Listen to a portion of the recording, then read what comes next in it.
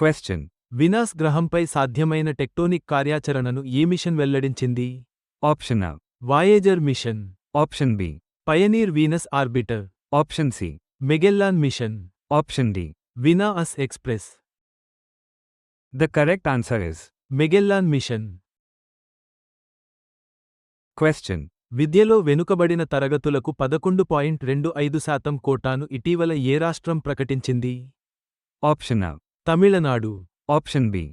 Kerala. Option C. Odisha. Option D. Andhra Pradesh. The correct answer is Odisha. Question. భారతదేశం విజయవంతంగా పరీక్షించిన అధునాతన యాంటీ స్వార్మ్ డ్రోన్ వ్యవస్థ పేరు ఏమిటి? Option A. Indrajaal. Option B. Varunastra. Option C. Bhargavastra. Option D. Astra. The correct answer is Bhargavastra. Question. ఏ దేశ విదేశాంగ మంత్రి ఇటీవల రాయబార కార్యాలయం ప్రారంభోత్సవం కోసం ఢిల్లీని సందర్శించారు? Option A. Venezuela. Option B. Honduras. Option C. Ecuador. Option D. Bolivia. The correct answer is Honduras. Question. విస్తృత గల్ఫ్ అవుట్రీచ్లో భాగంగా భారతదేశం ఏ దేశంతో స్వేచ్ఛా వాణిజ్య ఒప్పందానికి దగ్గరలో ఉంది? Option A.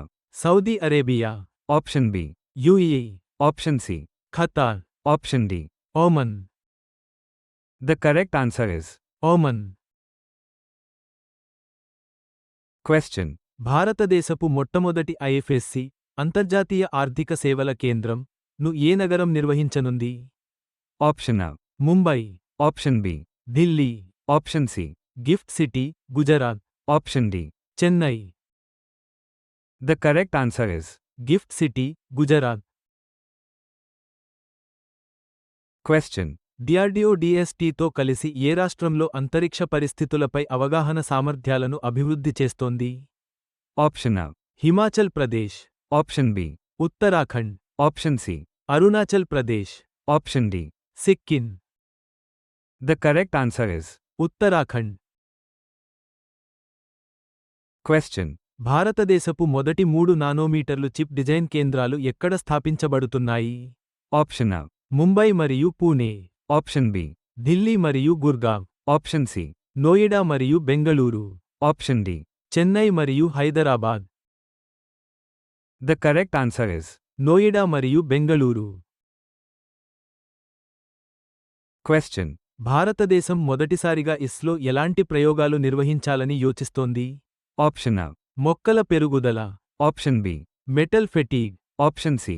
అంతరిక్షంలో జీవితం యొక్క స్థిరత్వం. Option D. Radiation shielding. The correct answer is అంతరిక్షంలో జీవితం యొక్క స్థిరత్వం. క్వశ్చన్. కార్బన్ క్యాప్చర్ సిస్టంపై పరిశోధనల కోసం NLCIL ఏ సంస్థతో అవగాహన ఒప్పందం కుదుర్చుకుంది? Option A. IIT Delhi. Option B. IIT Bombay. Option C.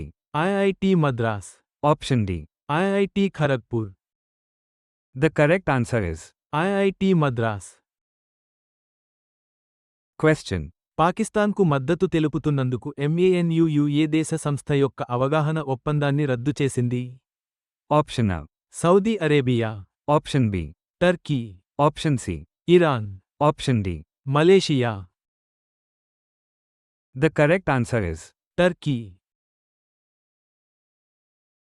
Question. జాతీయ భద్రతా కారణాల దృష్ట్యా సెలెబీ ఏవియేషన్ కోసం ఏ దేశం యొక్క భద్రతా అనుమతి రద్దు చేయబడింది? Option A. Qatar. Option B. UAE. Option C. Turkey. Option D. Malaysia. The correct answer is Turkey. Question. భారతదేశం మరియు యు ప్రారంభించిన ఉమ్మడి పరిశోధన ప్రాజెక్టుల యొక్క ప్రధాన దృష్టి ఏమిటి? Option A. పునరుత్పాదక శక్తి. Option B. అంతరిక్ష పరిశోధన. Option C. సముద్ర కాలుష్యం మరియు green hydrogen. Option D. Cyber security. The correct answer is సముద్ర కాలుష్యం మరియు green hydrogen. Question. PLFS data ప్రకారం భారతదేశంలో ప్రస్తుత నిరుద్యోగిత రేటు ఎంత? Option A. 4.8%. Option B.